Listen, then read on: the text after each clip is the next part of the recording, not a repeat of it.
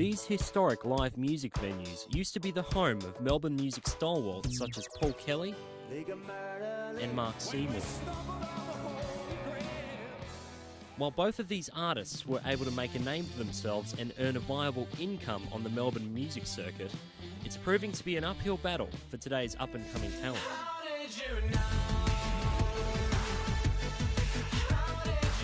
Yeah, money is probably the biggest thing. No one, if money wasn't a factor and people would go into shows and buying records and doing everything, we could do what we love. Financially draining, yes it can be. Yeah, because a lot of the time having to get an Uber to the gig because you've got your amp, and then any money from the gig you'll end up wanting to put back into recording or doing something else with it, or booking rehearsal space. While live music events continue to be a popular destination for nearly 100,000 Melburnians on a Saturday night, a recent study conducted by Live Performance Australia has shown that ticket revenue for contemporary music has dropped by nearly 7% following a sustained period of success over the last decade. During the 2016 Contemporary Music Roundtable, Live Performance Australia chief Evelyn Richardson stated that after a decade of continuous growth, the golden years of touring are over, leaving some musicians in search of a more reliable income. Pretty soon, well not pretty soon, after about 5 or 6 years of that, of just doing whatever you can to get by, you sort of have to make the decision to think of other means. Despite these findings, club programming manager at the TOFF, Dura Codre, states that it's still easy for young bands to find opportunities. I don't think it's that hard getting a gig.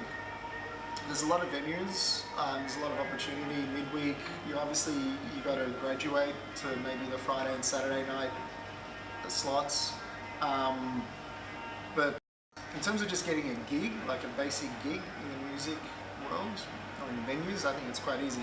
For a large number of young artists, it appears that the most accessible avenue of discovering these opportunities is through the at times difficult art of self-promoting on social media. I'm pretty involved in it with Instagram and Facebook and stuff, but I think it is very important, but there's always got to be content there. It's like a necessary evil. It's kind of hard for self-promotion because it's a lot of doors closing and you're trying to say, hey, listen to what I do. So it's it deflates your ego a lot of the time, so you've got to have really thick skin and an inflated ego for a lot of it. While young musicians currently have more means of self-promotion available to them than ever before, never has it been so difficult to maintain a consistent income, which could spell trouble for Melbourne's live music scene. Despite these growing financial concerns, the quality of today's music scene is still worth the price of admission. Melbourne's got a really healthy, vibrant live music and electronic music scene. Cool. We've got some really great artists that are really making waves internationally. So yeah, I think it's looking good. Cool. Jack Walker, Swinburne News.